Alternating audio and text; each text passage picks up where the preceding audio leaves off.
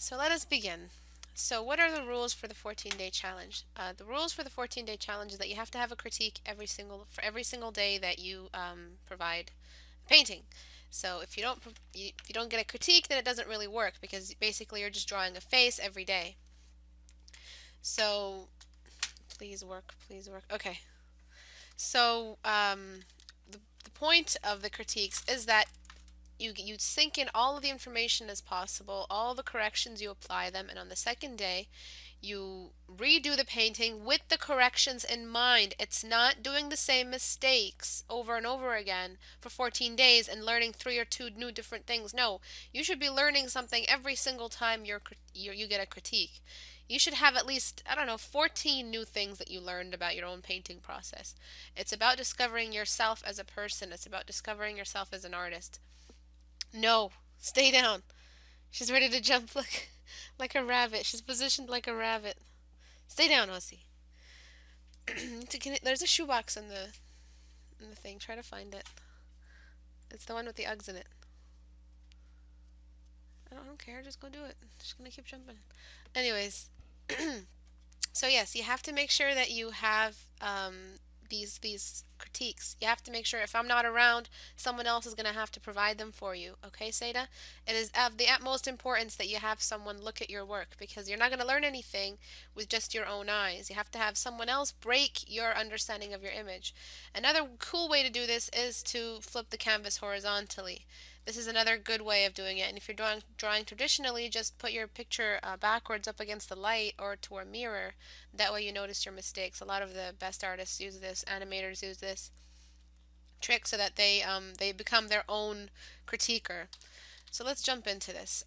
One of the rules in the 14-day challenge is to stay away from no man's land. No man's land right here. Let me go a little bit further. Let's see how dark you've gotten. Look at how dark. Look at where you are, Seda. This is absolutely wrong. These levels of dark are not existent in real life unless it's an absolute black hole. There has to be a certain level of light in there, however, not bright. There has to be a certain level of light providing the grayscale. This is the darkest that you should go. This is pushing it, but this is the darkest that you should go. Right over here. You shouldn't go any darker than that. Sorry. You shouldn't be going any darker than this, and your levels have already crossed. I'm not sure if you guys can see this. No, I don't think you can see it in the low res, but it is much, much darker than the one before. And let me show you how dark the actual black is. It's a very delicate change, but what it does is that it makes all of the values gravitate towards the darkest value. What does that mean when you're using too much black stuff? It means that all of the other medium grays and light grays and all those other nice beautiful grayscales are being pulled down. The best metaphor that I can think of this is imagine four people holding a piece of cloth and you get a really heavy bowling ball and just throw it on the cloth. What happens to those people? They get pulled down with it. And it's comparative in weight, it's comparative in scale, it's comparative. That's how simply I can put it. It's just comparing it to the other values. The other values don't get a chance to shine. However, if you put a very medium weight, a very moderate weight on that piece of cloth, it won't get pulled down. Everything will just be even, and you want to make sure everything is on the same level. So I hope you know what that means. So what I'm going to do now is this has color in it. It's not absolute grayscale. So you can see before it was a bit beige. I want absolute grayscale. I don't want you to worry about colors just yet. So that's rule number 1. Rule number 2, do not use too many darks. Don't go too dark. The only area you should be working on is at least in this area. These are the no man's land areas. Nothing will ever in your whole entire life and painting experience, unless you're using a reference that does have this, you will never use this bright a white. Never. If you do right now, stop using it. It's destroying the form. Form comes out, form emerges in realistic drawing because we don't use lines. So how the hell are we supposed to draw if we're not going to use lines? And that's something that some of you are challenged with right now. Some of you are, really dependent on lines, and what happens when I say stop using lines is that you guys don't know what to do. Lines are made through edges in realistic drawing. You replace the lines with edges. Edges are visible when you have values, when you have different grades of gray moving away from you or towards you, depending on what you're drawing. So these beautiful forms that can be revealed through the grays are being interrupted by the level of white that you use and the level of black. You literally only have to use from here to here. You do not need to use any darker, any blacker. If you do end up using any darker or any blacker, it's for very small significant things. For instance, the brightest spot on the nose, and it wouldn't even hit this high. It would just be here, and the darkest part of the iris, which wouldn't even hit this low, because it would gravitate all of the other dark spots towards it. So now that I've explained that, I hope I've explained it well. I'm just going to lift all these values up. Sorry if I start sneezing, I'm allergic to my cat. Okay, the next rule of the 14-day challenge, you should probably be writing this, Seda, is the dark spots. The dark spots of the face, so let's choose our darkest shade, and let's not go any darker than it. They are the darkest spots in the face that do not get any darker ever. And so what we do now is that we establish how far we're willing to go. We're building the borders of the image. And so what I'm going to do is darken only the areas that really need it. In real life, do you see anyone looking this black unless they've wiped a whole bunch of grease on themselves? If their skin is this light in this area and this dark all around, it's either their hair or they've wiped a bunch of grease, or the shirt is absolute black, cashmere or whatever, and it's just made it that black. The next dark spots are the nostrils. The nostrils are like valleys between mountains, or like a cave. They are going to be the darkest, or one of the darkest spots in the face, because there's no light entering in. If, however, you are working with a light source that is shining on the side and the nostrils are see-through a little bit, so you're going to see a little bit of red in the nostrils, that's a different lighting situation. For the 14-day challenge, Seda, the light comes from above, like this, and so all the shadows are moving down. And so at this point, the nostrils would logically be much darker.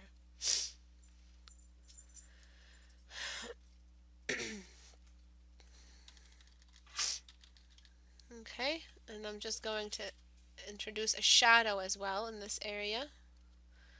I'm getting a bit ahead of myself, but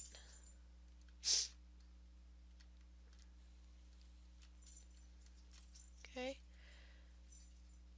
And now I'm going to place in the next dark spot, which is where? Does anyone know where? The next dark spots, you should all know where they are. All of the veterans in this class. The people, the lips, the corners of the mouth, exactly. And this is another example of how the form or the folding of the body fat blocks out the light. And so you have to establish to the reader, to the viewer, dude, this is the darkest spot here, and it's not going to get any darker, because how can it?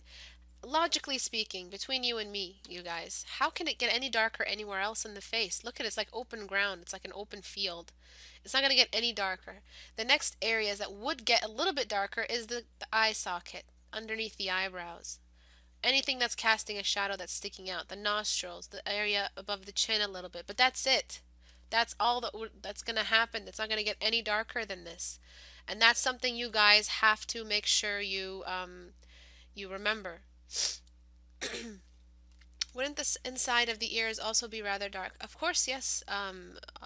But we're not really showing it right now in this angle. But if you are doing a 3/4 view or a side view, absolutely. It is a cave. It follows all the requirements for a dark spot, which is a crevice between fatty areas, a cave.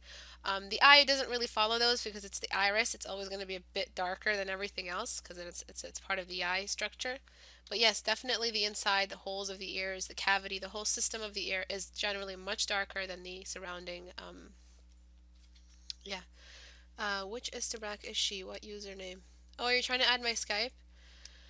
My username, it's the one from Canada, I believe. Because I recently moved to the US, but I didn't change the address. I don't know how. But that's the Skype that you can find me at. Okay, And so now that we've established that, do you see how the form is a bit, it's not there yet. See, I can't zoom in because it's really low res, but before, look at how much dark you use, Seda. It's not necessary. And after, it might seem a bit light, and you might have an eye for a bit darker. But now that we have everything at the same level, if you do want to go a bit darker, and to exemplify that, I'm just going to use the burn tool. Do you see how now, no matter how dark you get, the darkest areas will always be the dark spots, and that's fine. That works because we've established that they are the darkest spots physically possible to be dark because of all the folding of the skin and the anatomy of the face. The next thing that I would do is I sort of round off all of the, not really destroy the edges, but instead of making it, see, some of you when you transfer into realistic painting, you still need the lines, and so what you do is that you think I don't notice, but you sneak the lines in shades or thicker shades. That's not going to help you draw a convincing looking nose or a convincing looking anything unless you're doing cartooning. You have to know the distinct difference between when you're using a line and when you're using an outline, when you're using edges. And so what I did here, and I explained what this light area that I just put here under the nose is. I explained that in the How to Paint Noses video, which is on the YouTube channel. So you guys can go there and get that.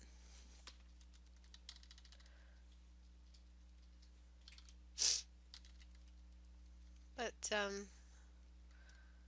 all I'm trying to do right now is figure out which shades I can use to help the eyes, the viewer's eyes, see the form better, the way a photograph would.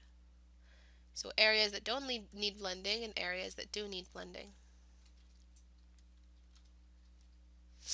Okay? Sorry about my cold. We're snowed in today really badly. Alright, next up in the 14-day challenge, the rules imply that there needs to be light spots. And I like this painterly style you're using, and I'm sorry I'm sort of destroying it, but I use this soft tool, the soft brush, to do these critiques because it saves a lot of time so I can get to everyone else. But what I do is I try to soften up, the skin. The skin is one large transparent organ. It's not opaque. You can see blood through it. You can see all kinds of systems through it. You can see veins turning purpley color or green in color depending on the complexion. And so you have to make sure you use a certain level of softness unless your style calls for that level of texture in your brush or in your style. But there should always be a certain level of softness. Okay? And now the light spots. Light spots are easier to find, and you have to be really careful with the light spots, just as careful as you are with the dark spots, because where you place them determines the form, the established form. What does form mean? I talk a lot about it in the book that I wrote, and I don't want to go and read that whole chapter to you today because I don't have time for that. But just to summarize it, form is the difference between a square and a cube. It is the part that is not visible to you directly, but you notice it with the way that light hits. So you don't see the edge unless light hits it or some sort of shadow reveals it. So the important thing is when you use lights and darks, and this is why I tell you be careful with your blacks and be careful with your lights. You have to use the blacks and the lights to maximize the form so that the 3D quality of the cube becomes visible. Different levels of grays, different levels of lights. So what I'm going to do is going to just sneak in. I do have it on transfer, so even if I went all the way up here, it would not give me that much feed. So I'm just going to go a little bit lighter because I'm using transfer and the opacity is down. And look at where I place the light. The light is being placed in a very select spot. Where? On the highest point of the cheek, which is the area that's catching the light the most. Catching the lice. The next area is, how lips stick out a little bit like fish lips, and so the area above is called the mustache, or the milk mustache I call it, which is a little bit of light above the lips on either side to show how they're getting the light. There's also light on the upper or lower eyebrow area. This is because the brow bone is just one big bulgy bone that is attached to the skeleton, and so it is a skeleton of a skull, of the face, and so it's pushing out all other features out, including the eyebrows. The eyebrows are also catching some light, so eyebrows are always going to be a bit lighter near this really really high point here. So you've got 1, 2, 3, 4, 5, 6. And then you've got the chin. The chin here looks exceptionally flat because it doesn't have any gradual shades leading to the highest point of the chin. So what we have to do is locate that highest point by placing the light on the select spot, which is the highest point that's catching all the light. So right over here. And as you can tell, by use of this soft brush, by use of really selective light and dark spots, what we've discovered is the realistic rendition of what you drew. So it is still the same face, but it's just the realistic version of it now. I'm lightening up all the dark spots here so that the rendering process becomes a little bit easier, but I will darken them back up again. But they are still the darkest shades. The next thing I'm going to do is merge all the features, and it's also part of the blending thing. Some of you, when you draw lips, it looks like you cut them out of a magazine and you stuck them on the painting. You have to make sure there's a level of merging, a level of blending involved. This is why blending is important. Some people overblend, but this is where blending is needed. Just please make sure that you're making it seem like these features are under the organ of the skin. They are under the transparency of the skin. They do make sense to the anatomy. If you watch the video on how to paint lips, you'll know why I'm shading all these inner corners here. Another area that catches light, it doesn't necessarily have to be part of the light spots because lips are shaped differently, but for these lips, they're very pouty. The area of the bottom lip also faces up a little bit, and so that area is going to get some light. So it's going to be one big light spot. Sorry for not zooming in too much. Zooming out is very important. Please don't zoom in. That's another big thing. And just like I did with the nose, do you see how I placed this light over here in the nose? I'm going to place that same light on the upper lip because what's happening, the upper lip is very reflective. It's got very pulled skin and it becomes very reflective very easily, especially if it's a girl with makeup on. And so what's going to happen, and moist lips, lips that aren't dry. Lips that are dry have very little reflective qualities to them, but lips that are not dry, that are, if you want to draw a very pretty girl, naturally pretty girls are hydrated, so you're going to want to show a little bit of the light on the upper lip, reflected where? Reflected from the lower lip catching all the light. The next most important spot probably for the face is the nose. The nose is the area that gets the most light because it protrudes out the most. Think always, if you get stuck and you don't know where to place the light, always think of the face in the side view. What happens when you are in side view? So the profile view, like mugshot type of deal. And it will always reveal which is the highest spot and which is the lowest spot. The lowest spots get the darkest spots, as you can see, nostrils, lip corners, and eye sockets. And the highest spots, such as the lips, the bottom lip, and the nose, get the most light. There's also reflectivity, and then remember, what I'm showing you here is areas that are catching light because they're high, like a mountain versus a valley, and areas that are reflective, like grass versus water. So areas that are reflective are the lower skin areas, such as the lips, and the lower skin of the eye, the skin under the eye directly. It's very stretchy and also very hydrated to keep the eye lubricated by water and oil.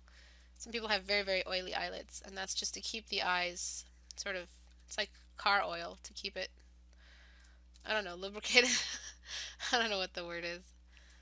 The other area that's also a little bit reflective and a little bit high is the upper eyelid.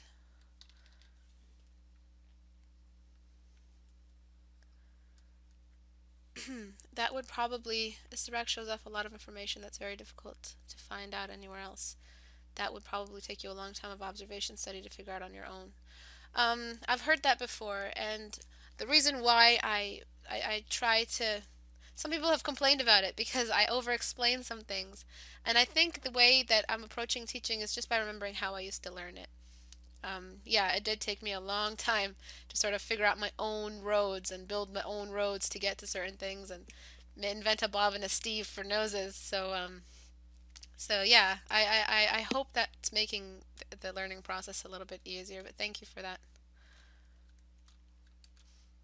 Okay, and the outer corners. And just as much as you paint an upper eyelid, you paint the bottom eyelid. I don't know why some of you not like to neglect this fact, but there is a lower eyelid. It's not just one eyelid. It would be really freaky if there was just one eyelid on the face. Just imagine it.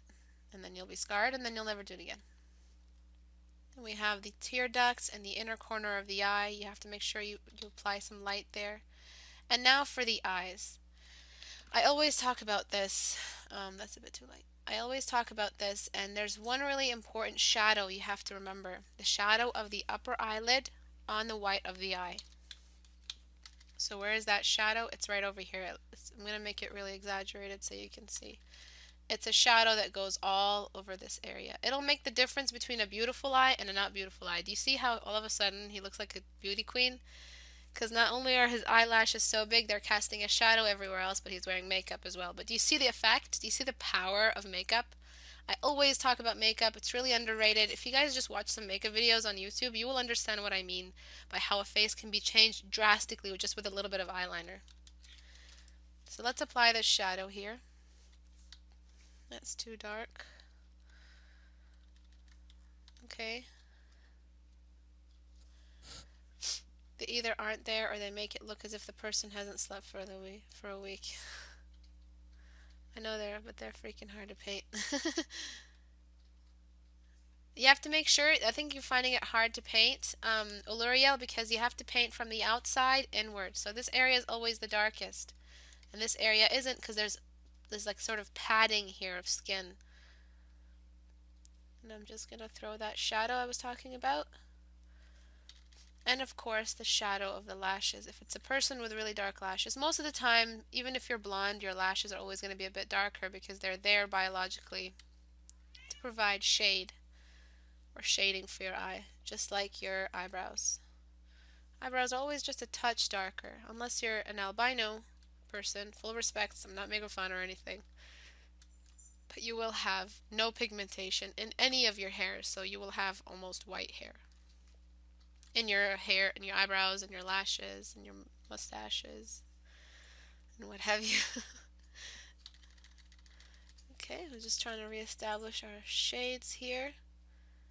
And then, of course, we're going to need the elements of the eye. The iris part. To make an eye look like it's real, it needs certain aspects of it. First thing is hydration again. There's a lot of water in there, so much reflectability. Reflectiveness. So what's the most important thing about drawing an eye? And it's something you learned in anime world. A lot of the stuff you learned in your anime phase, and not all of you had an anime phase. I don't care if you guys are denying it. All of you had an anime phase, even if it was one day. You guys had an anime phase. There has to be. Impossible. You have to shake it off. If you hadn't, you're lucky, I guess. But it's eye lights, the reflectiveness of eyes, and the liquid, the anatomy, everything like that. And look at how he's come to life. He says, "Hello, world." I'm just going to sharpen to save some time. That's a bit bright, sorry. The sharpen tool brightens. Okay, make sure that you have those shadows in there, and there you go. Alright, and then you have to reestablish your dark spots, so get that dark again. But you're good generally for the eye. And sometimes eyes have a ring of black around them. It depends on the eye, but most of the time there's a ring of black that makes the eyes look exceptionally real. And remember, when I show you the before and after, don't be shocked. Don't let there be a shock value. Let the shock come and let the shock leave. And then let the rest be a learning experience or inspiration to continue. Don't let the shock value say, "Oh, well, I can't do this." Because I didn't do hocus pocus. I didn't bring out my magic wand and say, "Change this whatever to better." I'm sorry, I'm a nerd. But I did explain it in front of you. I talked about it. I'm right here. So This is the 14-day challenge. It's like a boot camp, and you learn how much you don't know, and that's the first step to learning and start improving. You have to admit that you don't know, and you have to know which level you're at so that you can move forward and leave that level behind you. Every day you're going to be better than you were yesterday. Okay, I'm just trying to form, thinking about the shapes of the face underlying. I really like the way you did the eyebrows. They do have the roughness to them, and I appreciate that. Some people just like to just sketch the eyebrows in. I'm going to place the highlights under the brow. And we're almost done. If you want to add lashes, go ahead, but I'm just going to reestablish the dark spots. They are the most important things in portraiture. If you don't have them, you're not going to succeed. The reason why is because that's what a face is, those 6 dark spots. They're more important than the light spots. It's all about stylism or style. For me, I like realism. I really do. So I'm gonna go and say that for me, it's important to have the light spots too. But if you guys aren't that into the realism, at least have the dark spots for God's sake. You know, you're not gonna get a realistic face if you don't follow that. A lot goes into the 14-day challenge. Measuring. You don't have any trouble, Seda, with the sizes of the eyes. Some people have eyes that are too large, nose that is too small, and it all sources back from the anime stage that destroyed all knowledge of anything realistic. But you're pretty good with the sizes. I didn't have to jump into liquify at all, if you have noticed. Sometimes your brush has textures in it, so you don't really need to get a pore brush if you want to go all the way and make it really realistic. Sometimes you just have to get the sharpen tool. Make sure you desaturate though, because it likes to add color. And that's pretty much it. I'll show you the before and after. I'm sorry if I'm ignoring anyone's questions. It's just I like to focus on the current critique so I don't babble on about other stuff. But this is the before. Do you see how flat it looked because of those shades? You couldn't tell who this person was. It just looked like it was too stylistic and it's too lost. A lot is lost. And remember, I'm not forcing you to take my style. I'm only telling you there's parts that you have to keep, which is the dark spot. You can go ahead and form your style. Maybe I used a soft brush. Maybe the soft brush was too much. But you have to make sure that you keep the dark spots. They are very important.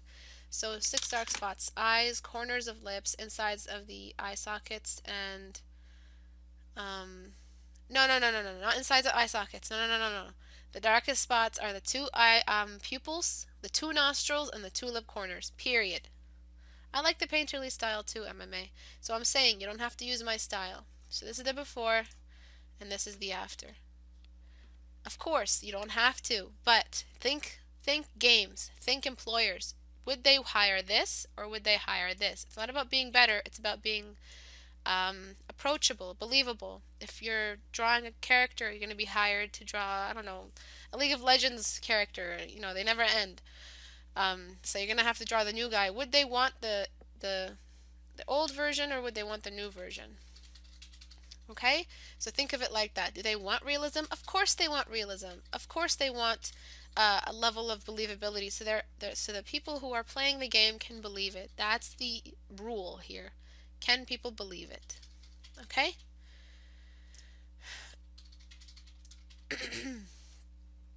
Okay, so I'm just going to save this. If you want a before and after, both were amazing. Absolutely, both were amazing. I'm not saying one is better than the other, but this is the 14-day challenge. You take from it new information. Some new information, beware, might hinder the style you have, but there's some stuff, like I said, that you can take and some stuff that you can just throw in the garbage. After. Okay? A very, very beautiful face. It was still the same face. Nothing about liquify was used, and I hope this works well as a day 1 for you, and I'll be waiting for your day 2.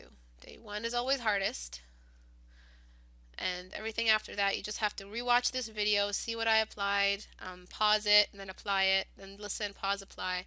That's how, if I'm not available, that's how you can critique yourself.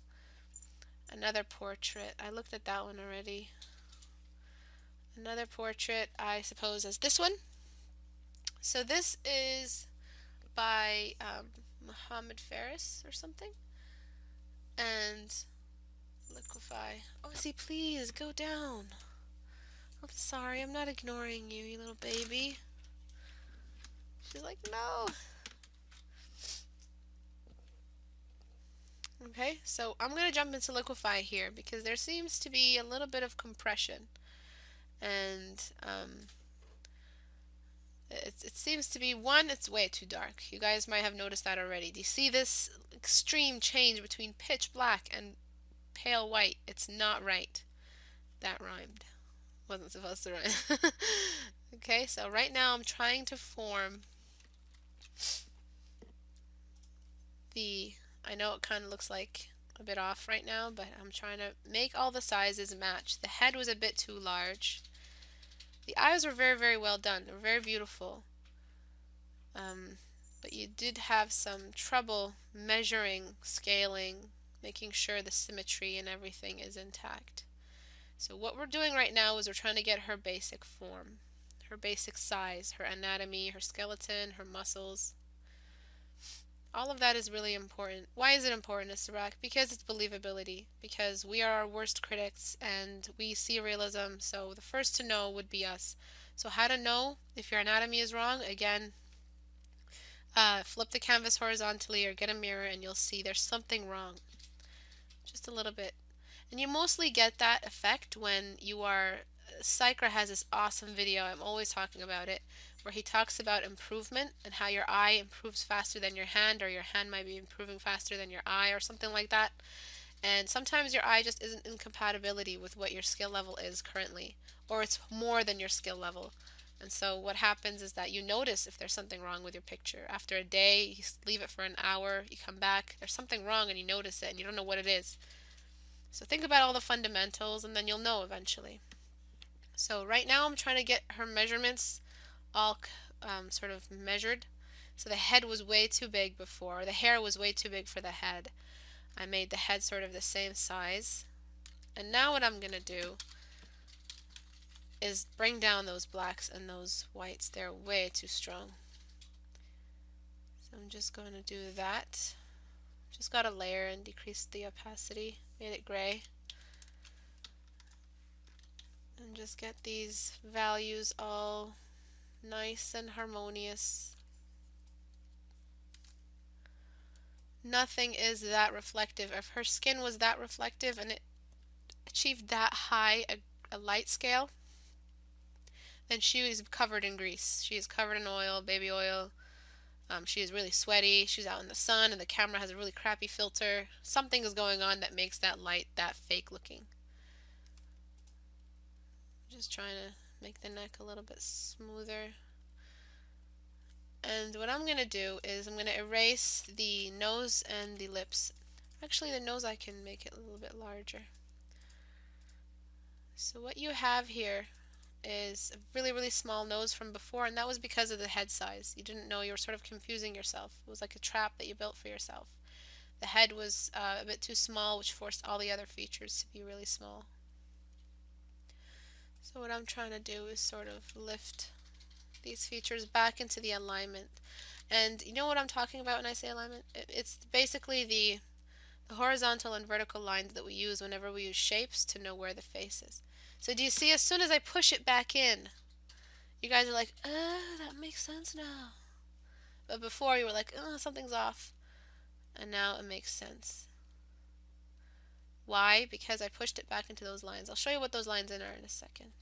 I just have to flip the canvas horizontally so that I know what I'm doing. Sometimes I myself make mistakes and critiques, so I have to make sure that I flip the canvas horizontally as well. Her neck is a bit too... And always, always give yourself up for critique. No matter what your level is, it's always a space for improvement. It's always a chance to improve. Okay, and so what I'm going to do next now is I'm going to start painting and blending and merging all of the features together and making sure that the skin looks like it's transparent, like I said earlier. I'm trying to frame out the image. Remember, it's all about edges. Okay, so might go a bit quiet. But you know what I'm doing though? You know that what the dark spots are, you know what the light spots are. And so that's all that I'm going to do next. I'm going to just make those areas make a little bit of sense. make her skin look a little bit less shiny. For her age level, which is what I'm seeing here, her skin seems to be way too shiny for her age level. Okay, and if you're using a reference, you know, try to get the reference, try to measure it. Use your pencil. There's always ways around that measurement problem. Sorry if you're messaging me on Skype and I'm not responding. I'm just here. So I'm just going to get the dark spots, paint them in. Really, really important to have them. Nostril here, nostril here. So all of these things I do cover in that book that I have written. It's a whole package I've compiled. There's a video that I made today and uploaded about it. It's sort of a sneak peek or like a preview of what's inside the package to begin with, so you're not guessing your way through this purchase, and it helps keep the class free. But all of that information is in there. Basically, it's the class, everything you've missed for all those newcomers, it's in there. Sorry for the plug-in. Okay, trying to get the nostrils to work. It doesn't really matter which one you paint first, which of the dark spots you paint first, but just make sure you have them by the end of the painting process. I'm just trying to work with what you've given me here. Dark spot. Dark spot. It is a bit too, it's still a bit too dark. And then her makeup, her eyebrows, and then the socket. The socket is not a dark spot, but it is a dark area. But it is not an essential dark spot. The upper lip is a bit darker as well. And I'm not sure if you're going to make her younger, I'm going to make her older looking. I do have something else to sort of point out, which is the detail level. Make sure you're not over-rendering one area and one area still remains unrendered. Like this area here under her eye needs a little bit more detail than her hair does. I mean, it's more important to in portraiture, the face is always the focal point, period. It's never anything else. It can share focal points like with a butterfly or a jewel or some sort of sword, but it's always the face. The hair should not be more detailed than the face. The clothing should not be more detailed than the face. If everything is over detailed, what happens? Instant flatness. You don't know where to look, so you just look at the whole image as a whole. You don't focus on one area. To make the eyes focus on one area, you make it eye friendly, which is more detail, more focus, as if you're zoomed up. So this under area here of the eye needs to be edged out and detailed. Some light on the eyes. And I'm not sure what reference you used. I'm really not sure if I'm sort of destroying the image you started with or the reference. But I hope I'm sort of trying to create, I hope I'm creating a harmonious sort of anatomy in the general gist of the drawing.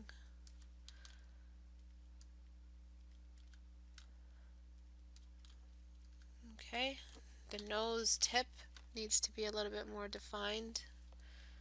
It does catch light.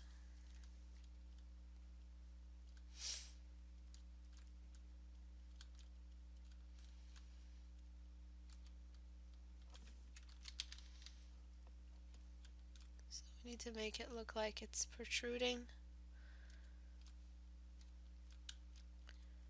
Again, I'm sorry if I'm not responding to you guys. My eyes are on the screen. But I try my best though to get to you guys when I'm done. And again, don't make eyebrows. I mean, if she's the kind of person that would paint her eyebrows back in after plucking them all out, okay, fine. Older gentlemen, yeah, they're transvestites, but older females, older ladies like to paint their eyebrows back in if they're at a certain age.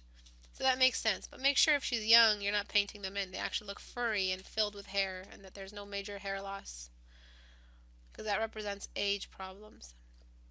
Remember earlier I told you about the light spot under the eyebrow? It also illuminates the eyebrow. So did you see what that did? That made it look very realistic, because we made it seem like the eyebrow is also getting some light. I'm also going to place some light on the eye to make it look a little bit realistic as well, like it actually has some light in it. And I'm trying to work fast, so I'm sorry if I'm ignoring certain areas. But this is all stuff that I talk about. It's all stuff that I've been repeating for the past 3 years. You guys can do it. It's not magic. It's not hocus pocus. As soon as you let your brain understand it, repetition makes perfection, well, almost perfection, but repetition is key. Make yourselves available at in your communities. Provide your work for critique, and you'll only improve. There's no way you can de-improve. There's no way you can move backward. Okay, so upper lip is always a tiny bit darker. That's way too dark. What the heck? And then what we have is the chin as well. That's a bit dark. I mean, illuminated as a light spot. And so the area under the chin, like the soul patch, but for women, it's not really a soul patch. I don't know what to call it. Area under lip, I mean. That area gets a little bit dark as well because depending on the light source and where the light source is coming in. And now she's starting to look more realistic, more believable as a human being, instead of before where the measurements were all over the place and you didn't really measure it. And this is what I mean, sorry I didn't show you. This is what I mean by the horizontal. You have the face, you have this line and this line. Let's make sure you keep the symmetry. So much is involved in these little crosses. Eye, nose, lips. That's how we have it in our brains. So when we see something that looks wrong, we're going to be like, this something looks wrong, but when we put it back on top of those lines, we're like, oh, okay, now it makes sense. Don't ignore those lines. Don't ignore the planning process. It is vital for anatomy. Vital. One second.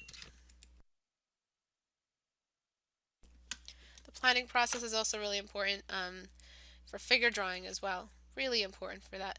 If you don't plan out the figure, it's going to look stiff. And everything's going to be out of place. Okay. And then finally, I'm just trying to get that last nostril. Now she looks like she's the wife of a really powerful president. And the hair is, or not powerful, like a rich guy who have a country club and they go golfing and whatnot. So the hair, I'm going to make it a little bit lighter because it seems like you want to make her a blonde. And I'm going to show you how to make hair look a little bit realistic. Her hair here looks like cosplay hair. It's really, really choppy and stiff. What I'm going to do is sort of try to make it look a little bit more flowy, like hair, like it's growing out. Hair, the rule is it goes something like this. The brush has to be big and then shrink it and then shrink it more. And you're always going to spend like 2 to 3 hours or in this area and like 1 hour in this area because this is the detailing stage. You don't need hairs. If you start off using small brush, what you're going to do is this. Oh my god, if I see one of you guys do this, I'm never going to you're never going to hear the end of it. Hair does not do this in drawings. Hair does this in real life, but if you would like to sort of sit there until it looks exactly real, it's not going to happen. It's just not going to work like that. Why isn't it going to work like that? Because hair looks like it's in chunks rather than in small parts. They're stuck together. The oil sticks them together. And so you have to paint the chunks first, and then the smaller chunks, and then the smaller chunks. Okay? So that's what I'm basically doing right now. I don't have the brush handy that I usually use, but just trying to make it look like combed hair. So basically what I'm doing is I'm playing with a couple of shades in difference. Probably like light gray and light gray. Not even, I don't know, like gray 45 and gray 46. Let's say if they have numbers. That's the kind of variance I have. Very little variance in the shade. Now I'm just decreasing the brush size. And then I'm going to decrease it one more time, like I told you. Okay, the hair looks a bit more like it's actually growing out of the seams of the hair, or whatever they're called, the roots. Over here as well. And you want to make sure you have everything on the same rendering level. If the hair again looks like it was painted on by a completely separate artist, or I don't know, it just doesn't look like you actually got a wig and put it on top. That's not going to look right.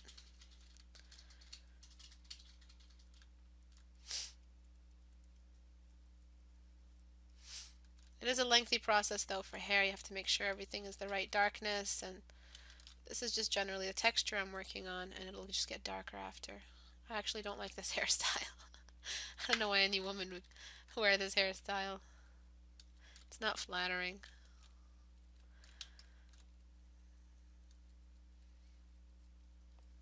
Short hair is nice, but oversprayed. California mom. I don't know what it's called. Too much hairspray. Sorry, I'm just trying to find the perfect sort of way to frame the head with this kind of hair. And of course the problem is the ear. I forgot all about the ear. The ear needs to be pushed somewhere in between the nose and the mouth. Okay. I mean the nose and the eyes. What the hell's wrong with me? So now she got a facelift. Okay, and so I'm just going to get a darker shade now, keeping my brush larger. I'm trying to give her some hairs in front of her ear, and then some of the hairs are going back. And hair always seems to be darker near the root. I don't know why, maybe because the sun doesn't get there or something. But near the root, hair is always a bit darker. And then you need the shadow of the hair on top of the face. If you don't have that, you're just going to have, again, a wig look or a cut and paste look. Things throw shadows on each other. The face casts shadows on itself. So how can exterior objects not cast shadows on the face? Especially if it's hair. So sorry if I might not get to yours today. I like to go through each critique carefully, but I will eventually get to yours on another day. But this is like, I used to have classes specific, and as soon as I got control of those classes, or, took those out of the way, and everyone sort of understood what I meant by Bob and Steve and dark spots, I stopped making classes. I just continued with the critiques because I feel like you guys benefit if I work directly on your image instead of just sitting there lecturing you like some teacher or something.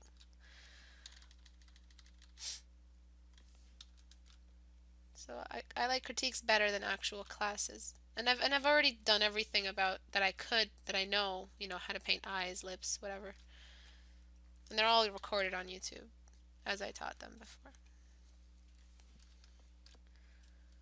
Okay, so now I shrink the size of my brush, and then I go in there to show which hairs are not part of the bundles of hair. And then of course, as you know, hair is reflective, so it will reflect in a stream. And do you see how that looks like hair now? Always make sure that you think about all the aspects of the physical formation of the hair. So darker near the roots. I'm just trying to darken that up. And then you need flyaway hair. Flyaway hair is important. Hair that sort of leaves the head and just floats there because it just refuses to listen to the hairspray. Or mousse or whatever.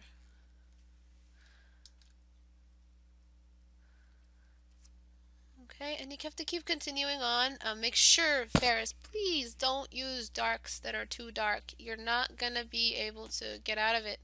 And only through massive rendering and shifting of, I don't know, will you be able to get out of that level of darkness. Dark, once you go to the dark side. Are they really remaking Star Wars? Or is this just a nightmare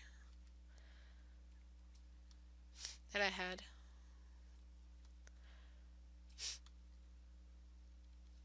Once you go black, you never go back. Okay. I'm just trying to not make her look like she has a black halo.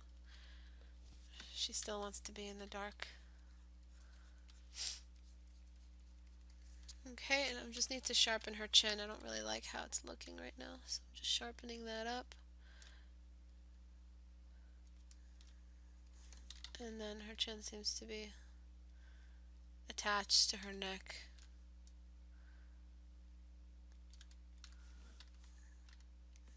Okay, and that's it. There seems to be like a fatty area under her cheek. Yeah, I had to get rid of that.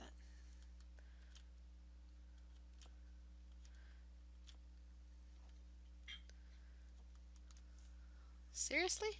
Oh my gosh. God, come up with some new stuff. I'm getting really pissed off with this Batman, Catwoman crap, Wonder Woman, whatever. God, bring in some new stories, some new narratives, some new creativity instead of just remaking everything over and over again. God, when are these people... George Lucas isn't going to live forever. Stop trying to immortalize yourself. Jesus Christ. Needs to be more talent. Okay, so the before and after. Are you ready, Ferris? Oh, it's not you? Isn't it? Isn't it Mohammed Ferris? Mohammed El Ferris?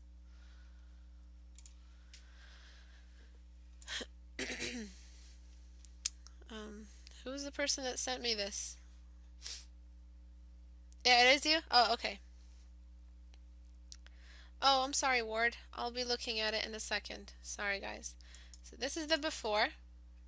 Do you see how the face was compressed? It looked like a really, really small lady with a massive hair wig on top. The blacks. Do you see those blacks? That's what I want you to think about. Ferris, next time you do not use blacks. That's it. Just stop it. You use gray and light gray. That's it. Not black and white. Grayscale isn't black and white. There's a reason why the word gray is in grayscale. It's levels of gray that are used to replace lines to emulate a sense of form on a 2D surface. Remember, we're painting 3D on 2D. So that's before and that's after. This is what I would do. Again, this is all up to you, what you want to do with your drawings. This is what I would do. This is how I would take your drawing. This is not the only way to do it. I'm not limiting you. I'm not trying to force you to learn my style. But this is how I would go about changing your image. Okay, so good luck on whatever else you use, and make sure that you avoid the blacks, okay? No jokes, seriously, guys. I'm only going to look at one of yours, Ferris, because I don't have time to look at everything. Seda? Who's the person that I critiqued this one? I need to send it back to them. Can you please add me on Skype or something so that I can send it back? I'm going to send Ferris. Yeah, there you are. I don't know how she looked like. Again, I didn't see the Seda. Okay. Oh, okay, there you are.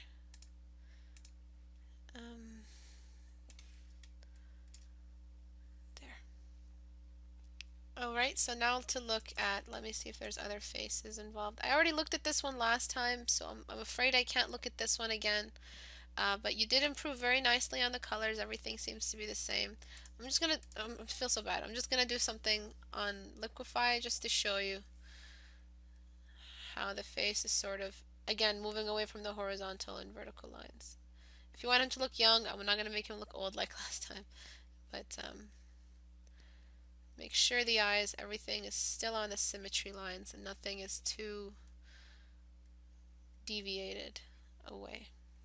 That's pretty much all I would recommend. Okay? So before, after. Do you see how his face was like stretched? And after, everything is back on top of the lines. Okay? And save. And let me see if there's others. Desktop. This is Nilana's. I didn't see that one. If you can link me that. Sorry guys, my support team here is with me. My husband, helping me make sure I'm not missing anyone. I'm not going to be able to do everyone's, but it seems like I have time to do just these now. Okay, so I'll leave the landscape one last.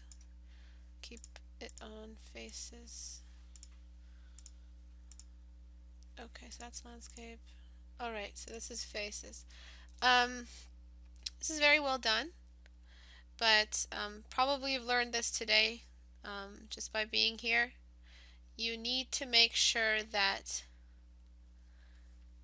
the measurements are the same. So again, make sure that the features are all relatively the same size, not the same size, in equal sizes as they do in real life. So sometimes it's not going to be that big for the lips, or the nose isn't going to be that small as you have drawn it. You've also, for some reason, if this is a girl or a boy, by the way, if it's a boy, okay, fine, with the jagged jaw and the chiseledness.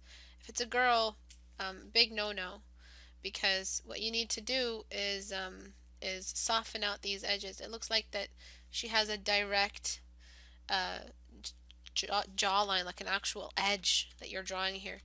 You know this edge? You know where I see this edge for the person who, a girl? Okay. You know where I see edges like this, Nilana? When I see one side of a square and the other side of the square. Okay, this is where edges like this happen. If she has an edge this massive in her face, okay, fine. But sure as heck, I'm very sure she is a human, and she probably has a lot of fat on her face like any other human, so there has to be a certain blending involved. And gradual tone. Gradual tone is a shading method, and it's a popular shading method for drawing realistically, because that's how it works in real life. So look at what happened to the face when I got rid of that. Now I can focus on other aspects of the face. It doesn't look too masculine. If she does have a butt chin, there's a way to, sorry if I call it butt chin. Is there like a more formal way to refer to that? Cleft chin, yeah.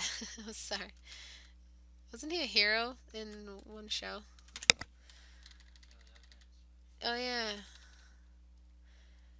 Okay.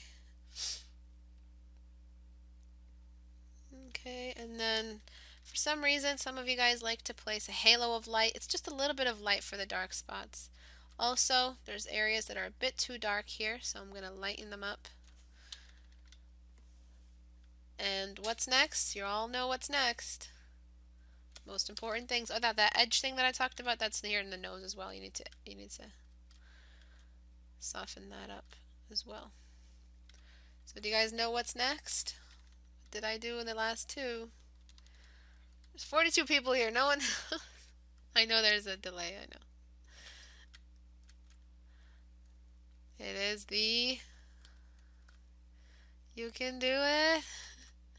Come on, you guys. What's next in this? I lightened it all up. Everything is the same. Yes, Amber. Thank you. The dark spots. You have to make it like that. You have to think like that. You have to know right away when you're painting. That's how you make sure you learn the process like a checklist in your head. That's how you make sure you improve as much as Amber did, if you guys know who she is. Little golden child. By the way, Amber, you're in the video for the book preview.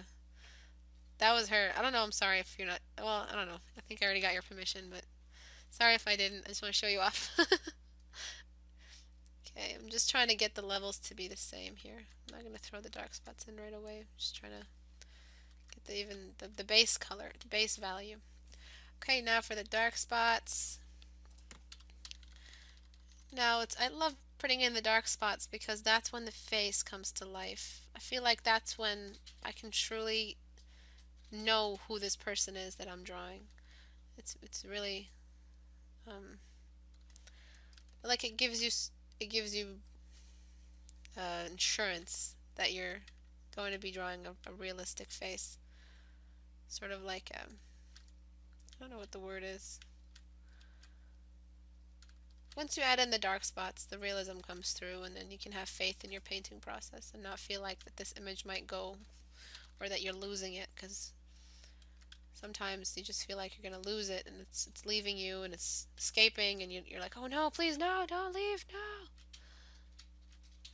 I need to draw you. But once you add in the dark spots, it's sort of grounded. I'm just trying to shape out the nostrils here and there a bit. Sometimes, even though she might be looking up, the nostrils still won't have that much of a upward lift. Okay.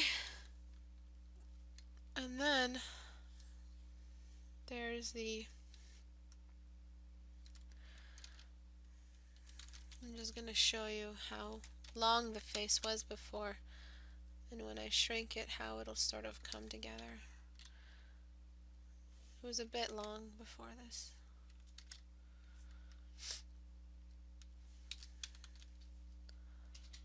Flatten image, so let me show you how it looked before. Before, after. It was just too long. It didn't have to be that long to be that beautiful. You could have just shrunk it a little bit.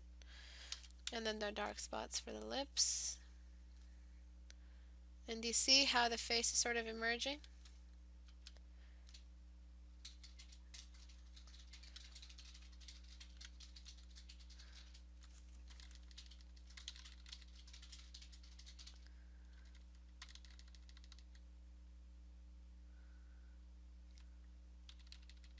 So by the way, Niall isn't with us because he's on his internship or in Spain. He is here? He just came? Oh, Skype. But yeah, isn't that cool? So yes, just doing the same things with the eyes that I've been talking about for the last hour. And painting the upper lid, bottom lid. A couple of strokes can do it all. Okay, just trying to give her some flattering makeup. She is looking up, and I don't know, this upward look isn't working for me, so I'm going to make her eyes seem a bit larger so that they fill more of her eye. There seems to be a lot of negative space in her eye.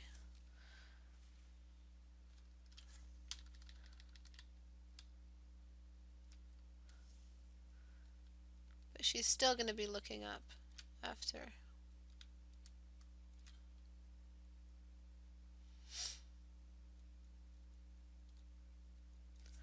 The same thing I did before.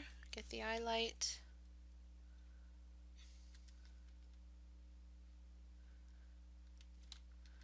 Place it in. Color the waterline, and you can see the eye is starting to come to life. Do you see how miraculous it is, you guys? Do you see the proof here? It's all in the eyes. If you follow these rules, you will have a realistic version of what you originally drew. It's not going to be a hindrance, at least from my experience, to your style. It's going to have a little bit of an improvement to the style. Remember that eyebrows are shades first before they are hairs. Remember, we're painting from the bottom up. So what comes first, the shadow or the object? In my opinion, it's the shadow for painting, because we're going to have to make sure that we have the base shadow, the shades, the grayscales, the base colors in first. So in real life, though, it's the object that comes first, but you get my drift. Then remember that reflective skin under the eye. Reflectivity versus levels. Levelity. Oh, not going to work. Levelility. Oh my god, can you say that? Levelility. Levelility. So, skin that is reflective versus skin that just that is features that are just sticking out and catching the light. Okay, bottom lid painted, bottom lid.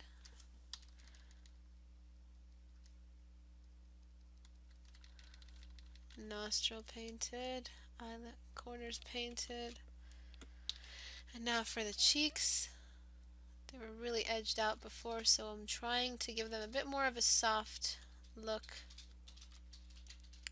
I'm going to use the burn tool to save some time for the lip corners. They're a bit too dark. I'll fix them in a second. And you'll see the difference for the before and after, but it'll be all credited to the dark spots. The dark spots are what are changing these images here. It's the fact that you underrated the dark spots before that led to such a limited sort of form before this. The nose is still a bit small.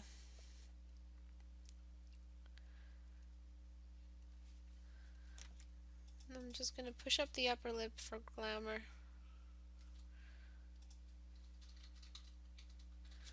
You see how the face changed? It's just a couple of measurements. I've got to get to the other guys, but I hope this critique was helpful. Remember, avoid those edges. You're not drawing squares. You're drawing a human face. It's filled with fat and skin and muscles, and you can literally bend it in different directions. It can smile, it can frown. So how can you show that in your drawing? We're not robots. So you shouldn't be painting robots. Robots have edges. Robots have no skin. We should kill all robots. I'm joking.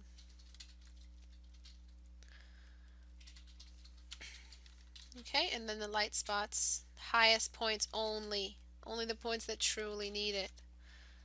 Remember, it's like you bought an ounce of black and white and they cost you $1 million each, and you're using them not sparingly. Well, is sparingly the right term? I don't know. You're not using them overusing them. You're just using them the right amount, and only when you truly need them. The chin is a bit sharp, so what I'm going to do is push the chin in. And when I do that, the image sort of comes together at last. It's not fully rendered, it's not done, of course, it's still early, but it is a step away from anything flattening and a step towards stuff that is real.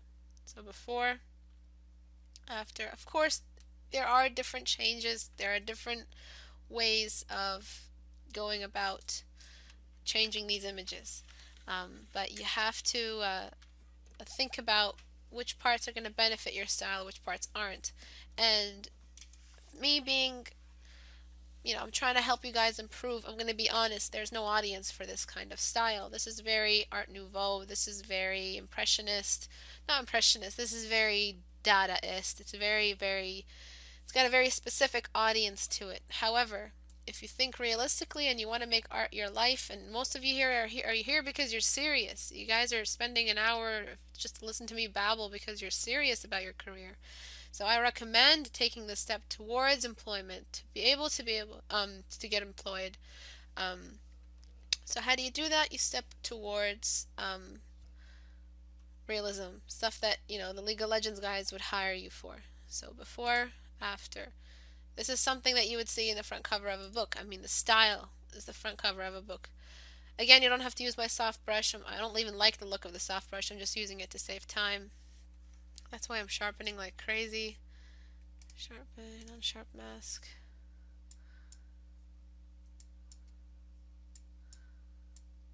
Just try to get that grit. Filter, sharpen, warp. Yeah, I guess.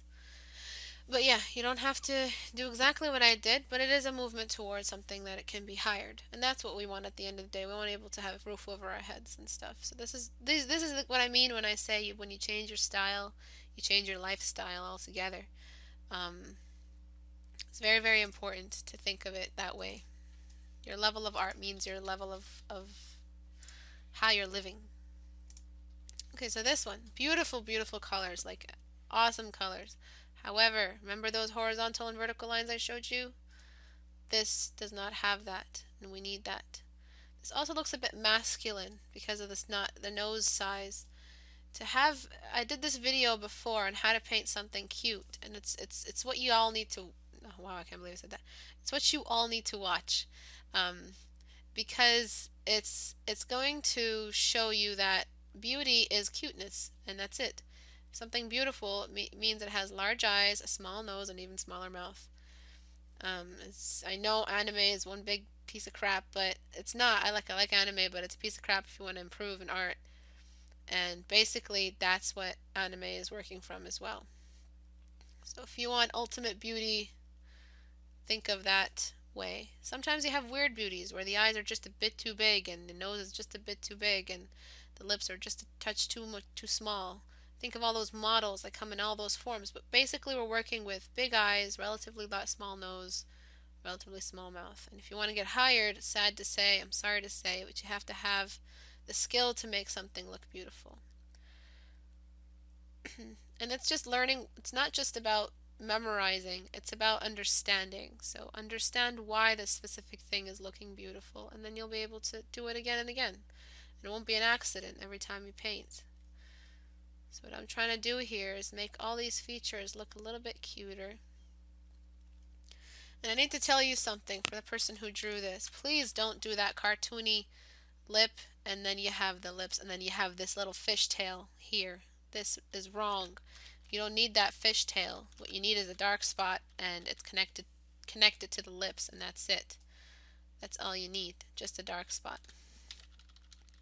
So what I'm going to do is lighten up the face. Throw some gradual shades near the top as I see you doing here. And work from the palette you already have. I really like this palette. I'm going to get a rougher brush actually. And I'm going to sort of put together the anatomy a little bit. Do you see how before you used the ear to cover one side and that wasn't really working? You also need to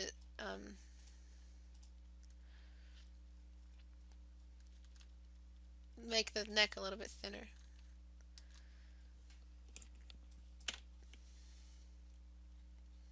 Okay. Then make the chin a little bit small. Remember, the chin is also one big aspect of beauty.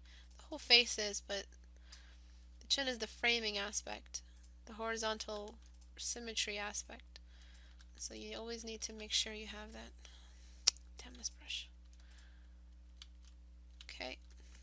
Place some lights. Just trying to get the palette of the skin. The skin was a bit too dark before. And the nose didn't need to have that kind of an edge, because all you really need again is your dark spots, and that's it. And if her lips are pale, what do you need? Just the dark spots. That's it. Okay? Sebastian John, finally we're online. Your video on painting a face helped me a lot. Thank you so much. I'm very happy that it helped you. Welcome, Sebastian. Okay, so what I'm doing now is just the dark spots of the lips, the eye on the far right, or her right, is a bit out of measurement.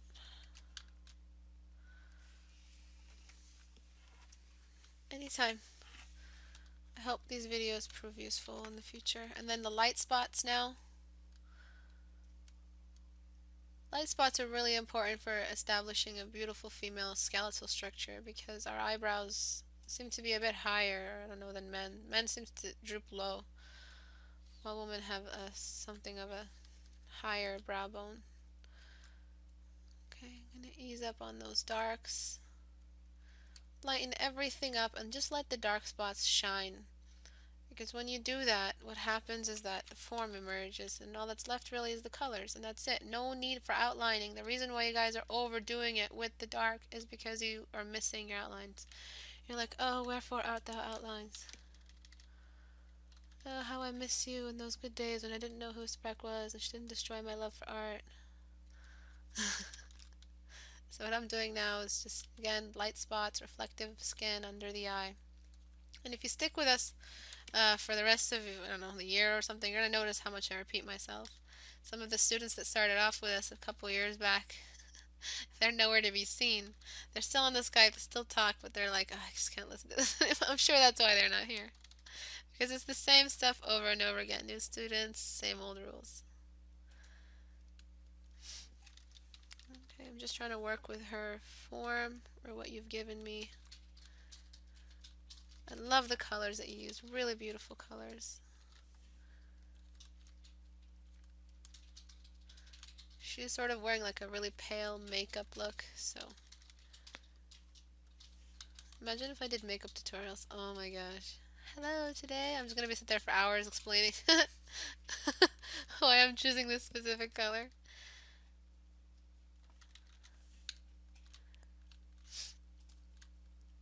Okay, and the shadows.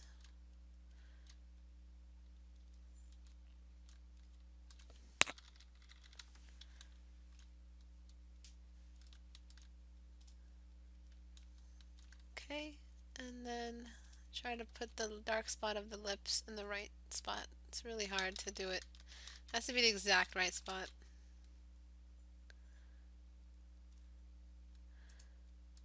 She's got really pretty lips. And then darken areas that are under the shadow of the eye.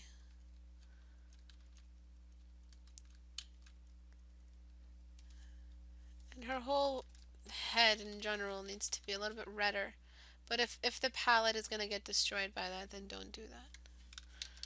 See how I outlined with that color and it just made it so flat so fast. Be really careful with outlines.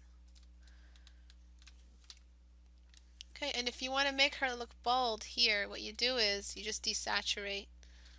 Sponge, desaturate. She's going to look like she's bald.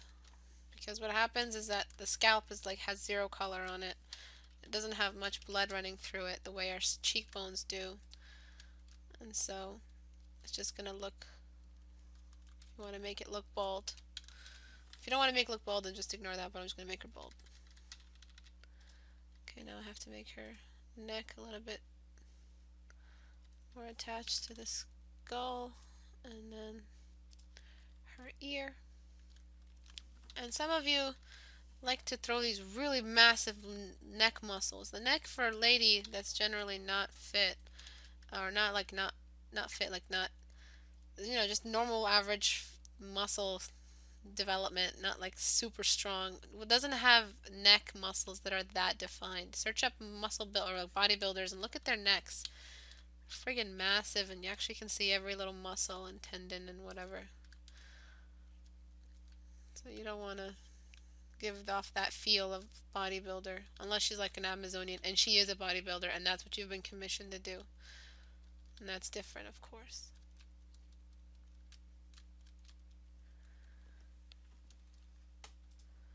Okay, so that's basically how I would change it. There's so many other things I could do, but again, time doesn't really allow, and we're hitting less than 45 minutes left in the class.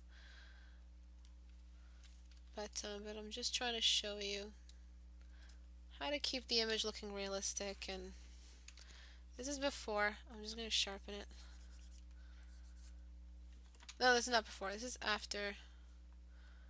This is before. Do you see how it looked like a boy because of that neck?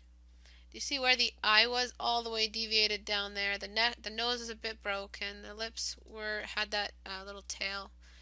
And then after. Again, it's all about style. If this is not what you want to do, at least put everything back into where the measurements are if you like how it looked before. Both images are fine, but again, the question, higher ability versus not higher ability, audience level versus not audience level. So let me give you a piece of proof. I'm sure you all know who Sakimi-chan is. If you don't know, she's like a really powerful anime/realism anime. She's an anime artist, period. And she's really popular because what she's managed to do is make anime realistic.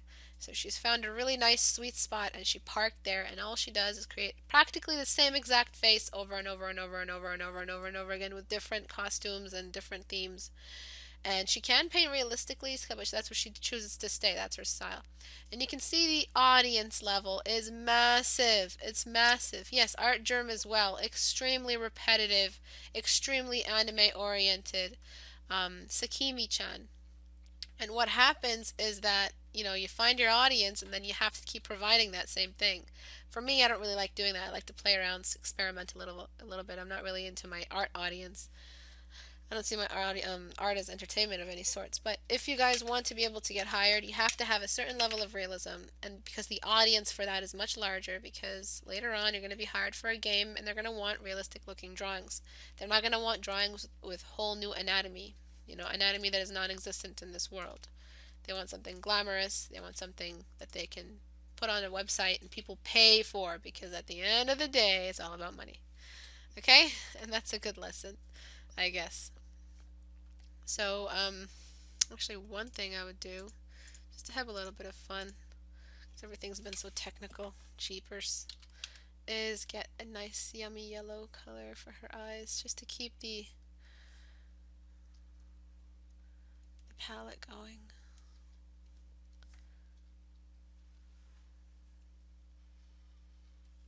That's nice. Or you can change it to green. I don't know. There's so many possibilities. Yeah, I would totally make it green. Yeah. Actually, it's a bit too much. Subtlety is key. Okay, and the shadow under the eyelid. It's important, don't forget that. And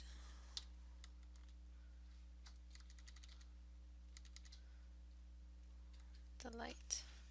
Okay. Sinking the eyes and the nose gives me the biggest challenge. Yeah, just remember these lines that help you keep the image in place. So eyes, nose, mouth, and I don't think you'll have a problem anymore. And look at the videos. I'm sure you've seen the how to paint lips, how to paint eyes, nose, whatever. It'll really help you tone down the deviations away from. Probably when I say deviations, y'all think DeviantArt. Such sucky jokes. I don't know why you guys are here.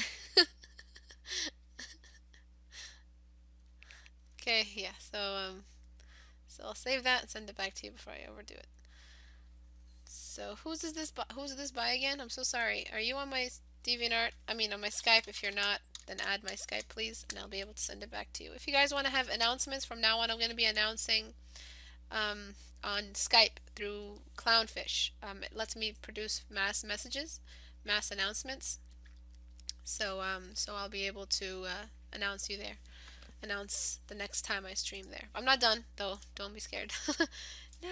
Oh, the horse is yours. Oh, Jorg is. Yeah, you guys can. Julia, accept. Yes, and Facebook and Twitter and YouTube. I'm gonna try my best to be active there because I seem to be ignoring some students. So I'm gonna be announcing there as well. Okay, so this one has been waiting. This is Shadow Lilium's. Is Shadow with us? Yes, she is.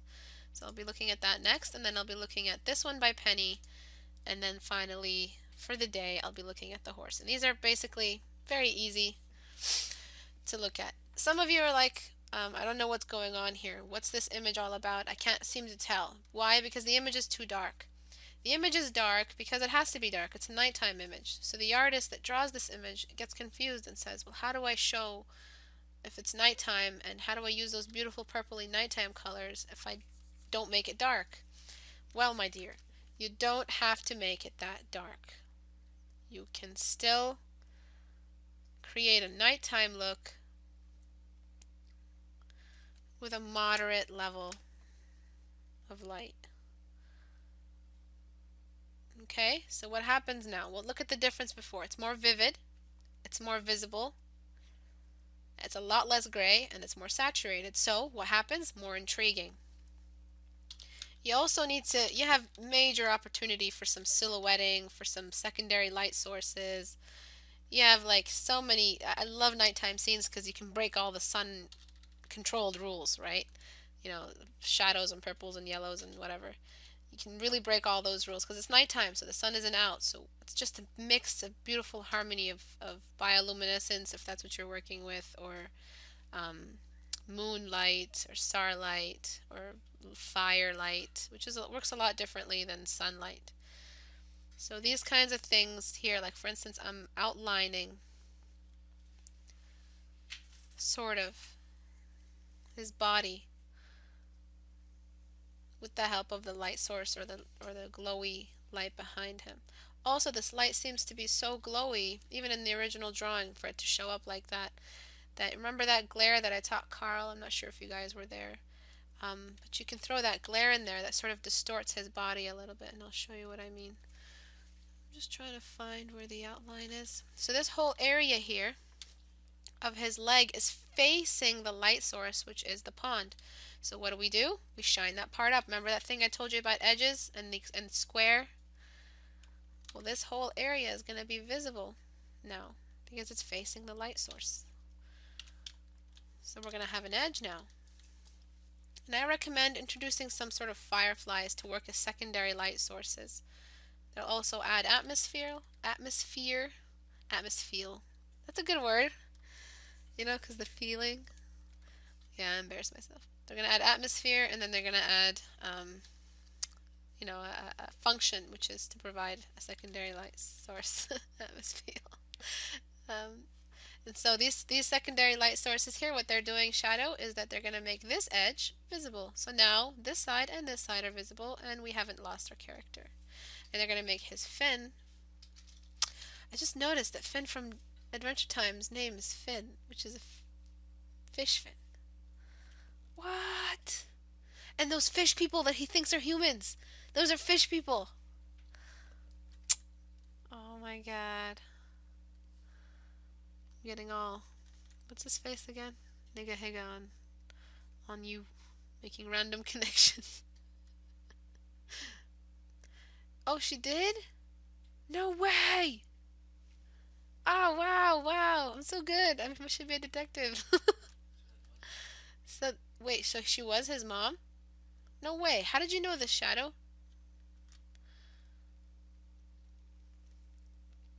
No way. The girl from Butopia or whatever it's called. She's his mom? Okay, so another thing is scales. I used to have a really good scale brush, but... Wait, but she did have gills. Didn't she take off her hat? Yeah, she did have gills.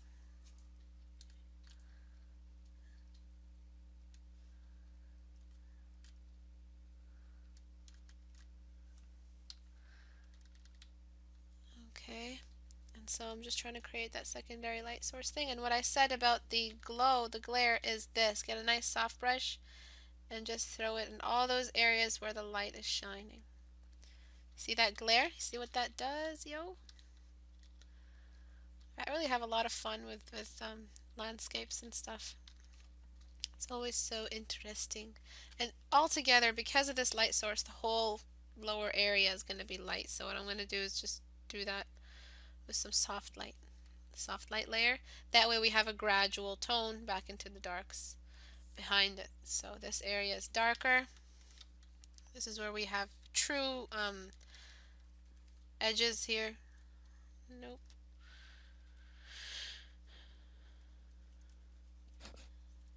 And then we have light, and then we have dark. Do you see that? That way it's a lot more dramatized, a lot more realistic, and I recommend getting a bit more familiar with the with how stuff works in landscapes. I mean, maybe it's like it's got spots on the area beneath it. Maybe it's like slimy. Maybe there's stalagmites or whatever they're called, stalactites. Maybe there's pieces of earth stuck in there, or water lilies or something. Not really sure what the content of the drawing is. Just make sure you have a believable thing. And you seem to have sort of a dip where his head is, which is a bit convenient. Maybe he's just resting his head on the rock. So there doesn't have to be a dip like that, just so that there's more space for his head. Doesn't matter. And him, all together, needs to be more silhouetted. Needs to have more silhouettes. And what's really interesting is that since he lives here and maybe he feeds from this thing, maybe it's given him a special power. It sort of made him a bit more glowy. And you have to, when you do environment scenes, you have to share the states of the environment. So when you have a character that is fiery and he's in a fiery realm, like for instance a golem that's in a fire realm, he has to have certain aspects of fire about him. If you have an earthy golem or whatever, if you have a mermaid such as this, he has to have the same bioluminescent qualities of the world around him because he feeds from that earth. And that's how you start applying realism, by thinking in that way.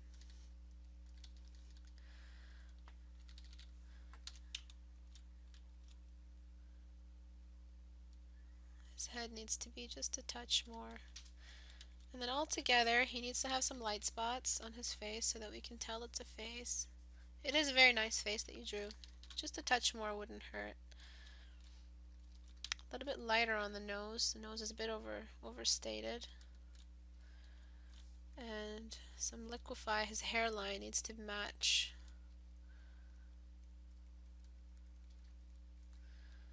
his body. And if his mouth is open and it's also glowy because that's where he's from, then you need to throw a little bit more glow. Okay, and that's how I would improve this image.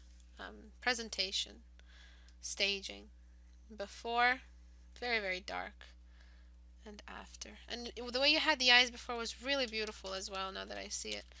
So you could still, even though his eyes are glowy, you could still throw in that schmexy glare. Isn't he so hot, baby? I always tease my husband with questions like that. I almost said husbands, yo. Okay. And then just sharpen that baby up. And that's it. So before, after. Okay. And save. I'll send that back to you. And then Penny, who's been waiting patiently. Penny, it's very, very well done. But what we need to do is have some shadows, some intense shadows. So I'm just going to use the burn tool. And look, already it's starting to have a little bit of more of a feel of a lizard's skin.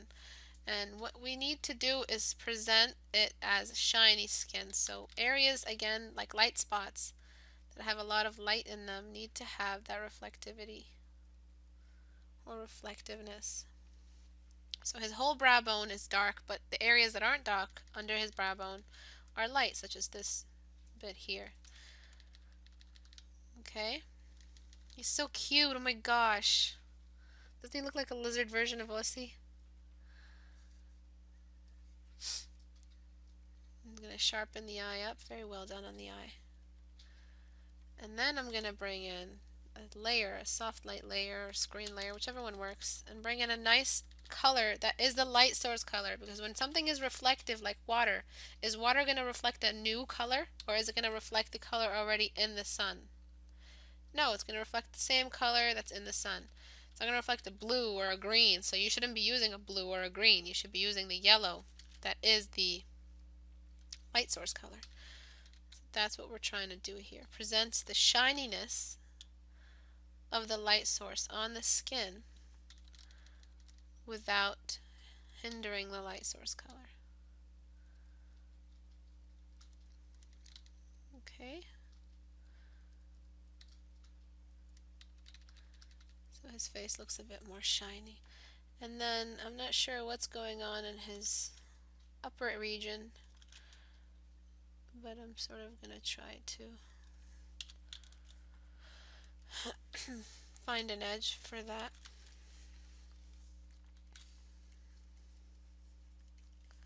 Draw out that edge, select the inverse, and also burn that edge. Midtones.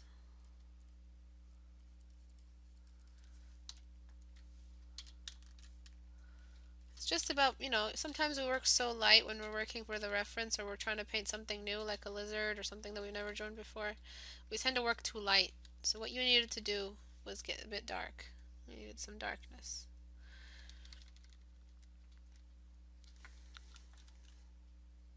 Okay, so whatever his texture ends up being, I'm not really sure what kind of lizard you're drawing, but he does need to have a little bit of that dark.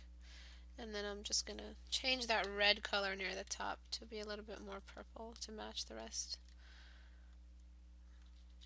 of the image.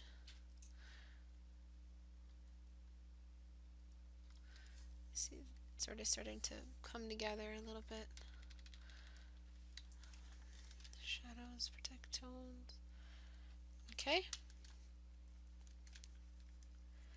And then we're trying to keep that reflectiveness going. So what I'm going to do, when something is exposed to the light, it becomes saturated. So I'm going to oversaturate some of the areas that are getting direct exposure to the light. Just those areas. And then I'm going to get the dodge tool. The dodge is really awesome for highlights, especially on scales and stuff. And I'm going to throw some of those highlights in there. And then I'll desaturate after, but just so that I have the right level of saturation. And I just have to work down. Then get your sponge and then desaturate to your desires. You know, if your style calls for excessive saturation, then stay. If it's not that saturated but needs a moderate amount, it's always good to have a moderate amount. Okay, and that's how I would improve this image. Before it was a bit light, which is nice. I mean, there's an audience for this as well. Pastel style is always awesome. Um, but is it? It's yours, Penny? Sorry, I thought it was Anna's. I'm so sorry. I don't know why. Um, is it? I'm so sorry. Did I say it was anyone else's? I'm sorry. But yes, before I liked how it looked before. Again, I really like it. It's nice and pastel. Definitely works. But before and after, whichever one, there's an audience for either. But just how I would improve it, make it look a little bit more. But for me, I like the values to be darker, but not that saturated. So for me personally, I would probably desaturate it all the way down here. But that's just how I am. Um, you know, if you want to saturate it all the way up here, you know, everyone is to each his own. But I would saturate somewhere to this level. So again, it's all about style of presentation. I do critiques randomly depending on the time that I have. So today I did it on Wednesday. Usually I do Tuesday, Thursday. I'll probably be able to do one tomorrow if I have time. If not, just be on the lookout. If you're on my Skype, if you're not on my Skype, add my Skype so that you can get the clownfish. You can get the announcements. I'm really going to say clownfish announcement, but you'll get an announcement from me, from personal message, saying I am going to be streaming in 2 hours or whatever. Okay? And then, before we run out of time, there's the horse. This horse is very, very beautiful. But just like how his butt is being thrown into the darks, his neck also needs to be thrown into the darks, or his back. That is pretty much the only thing that is wrong with this image. Do you see that instant change? Can everyone just appreciate that tiny little change? You know, how powerful shadows are. Before, is everyone watching? After. He's part of his environment now. The shadow is around him now. It works with his creature now. Okay? And really, really beautiful, amazing concept here. I really appreciate it. So gorgeous. He also needs to have some shadow on this side of his skeletal structure over here because it is not facing the light source, which is over there. The light source, anything that is facing the light source, needs to be extra illuminated. So this needs to be illuminated a little bit. The hair needs to be illuminated. Any reflectiveness on the skin, such as sweat, needs to be illuminated a touch. Make him part of his environment. Make the light source around him actually cause shadows. And now you have this upward lift in the skeletal structure. Beautifully done. Amazing work. You look at those details. MashaAllah. I'm sorry, I had to use the Islamic version. When we say MashaAllah, when Muslims say it, it's like, wow, this is awesome. Sort of equivalent of that. So, yes, so you see this upward lift? It's going to cause a shadow down this way. Like that. Oh, you're Indian? This shadow here is going to get thrown into there. Do you see that shadow? You need that shadow so that it can make sense.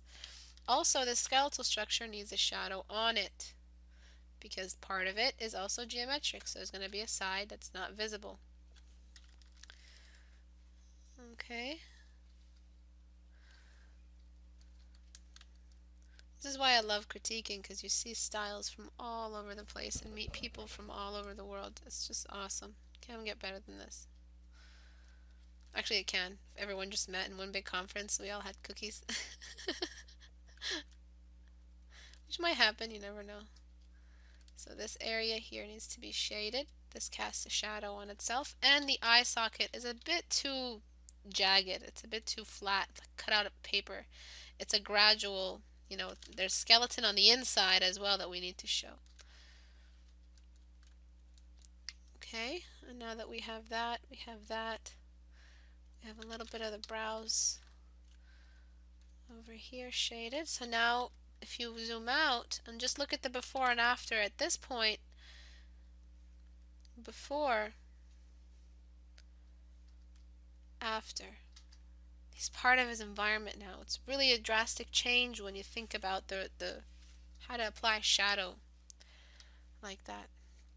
And then of course I would make the light source much more intense. I don't know why, I just like it. And you have this strange coupling of really pale yellow with some purples. Those are the best of friends, let me tell you. These are complementary tones. Sometimes they match yellow and purple, but have you ever seen anyone put yellow and purple on anything? Because they're so extremely, because yellow is the lightest of the color wheel and purple is one of the darkest of the color wheel. So you don't want to do that because it's going to confuse the eyes. They're like, you shouldn't have any color, you know? So what I'm going to do is sort of desaturate the light source here.